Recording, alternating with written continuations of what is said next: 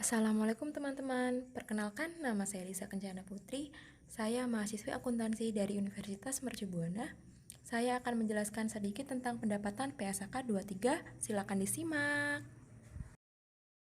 Pengakuan pendapatan. Pendapatan adalah arus masuk bruto dari manfaat ekonomi yang timbul dari aktivitas normal entitas selama suatu periode jika arus masuk tersebut mengakibatkan kenaikan ekuitas yang tidak berasal dari kontribusi penanam modal.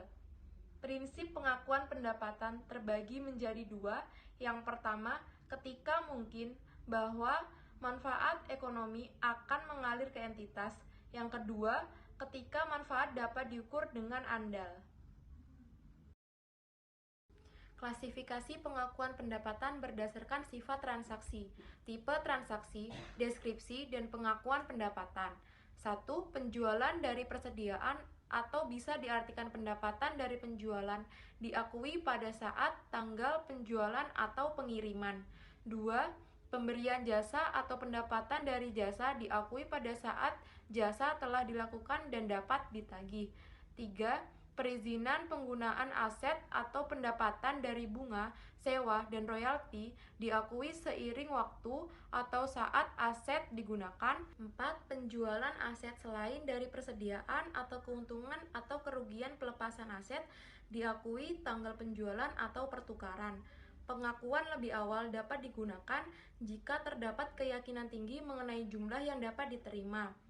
Pengakuan dapat ditunda jika A.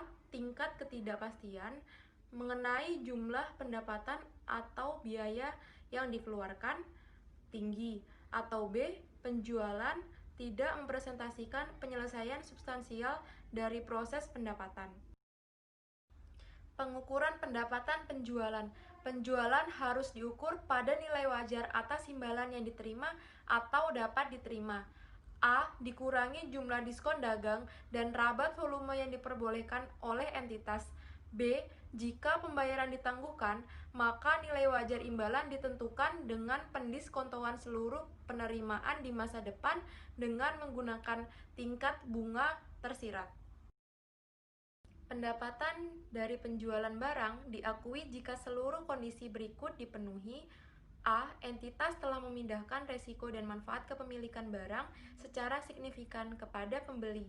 B. Entitas tidak lagi melanjutkan pengelolaan yang biasanya terkait dengan kepemilikan atas barang ataupun melakukan pengendalian efektif atas barang yang dijual. C. Jumlah pendapatan tersebut dapat diukur dengan andal. D. Kemungkinan besar manfaat ekonomi yang terkait dengan transaksi tersebut akan mengalir pada entitas tersebut. Dan E. Biaya yang terjadi atau akan terjadi sehubungan transaksi penjualan tersebut dapat diukur dengan andal. Penjualan tagih dan tahan, bill and hold. Pengiriman ditunda atas permintaan pembeli, tetapi pembeli memperoleh hak milik atas barang dan menerima tagihan. Pendapatan diakui pada saat pembeli memperoleh hak milik apabila A. Kemungkinan besar pengiriman akan dilakukan. B. Barang yang berada di tangan penjual dapat diidentifikasi dan siap untuk dikirim ke pembeli pada saat penjualan diakui. C. Pembeli secara khusus mengakui adanya instruksi penangguhan pengiriman. Dan D. Syarat-syarat pembayaran lazim tetap berlaku. Penjualan cicilan installment sales. A. Pendapatan yang terkait dengan harga penjualan tidak termasuk bunga diakui pada tanggal penjualan. B. Harga jual adalah nilai kini dari imbalan ditentukan dengan mendiskontokan cicilan piutang pada suku bunga tersirat.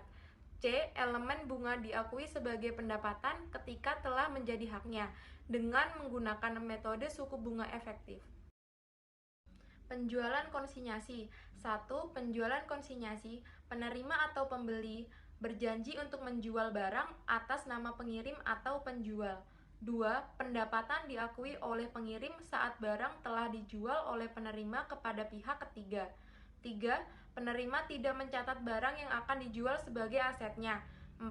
Pengirim mendapatkan laba atas penjualan. 5. Pengirim mendapatkan komisi atas penjualan. Penjualan secara kredit, layaway sales. 1. Barang dikirim hanya ketika pembeli melakukan pembayaran terakhir dalam serangkaian cicilan. 2. Pendapatan dari penjualan tersebut diakui pada saat barang dikirim. 3. Jika pengalaman menunjukkan bahwa sebagian besar penjualan tersebut realisasi, pendapatan dapat diakui ketika setoran atau uang tanggungan yang signifikan diterima sepanjang barang berada di tangan penjual, dapat diidentifikasi dan siap untuk dikirim ke pembeli.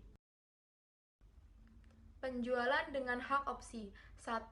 Perlu dianalisis apakah penjual secara substansial telah memindahkan manfaat dan risiko kepemilikan kepada pembeli.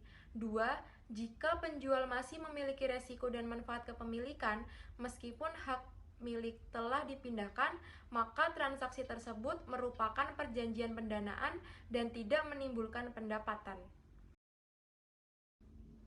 Multiple Deliverable Arrangements (MDEAs) memberikan produk atau jasa majemuk kepada pelanggan sebagai bagian dari satu perjanjian. Isu utama akuntansi adalah 1. Bagaimana mengalokasi pendapatan dari berbagai macam produk dan jasa. 2. Bagaimana mengalokasi pendapatan pada periode yang sesuai. Selesai sudah penjelasan dari saya. Terima kasih atas waktunya teman-teman. Sampai berjumpa kembali.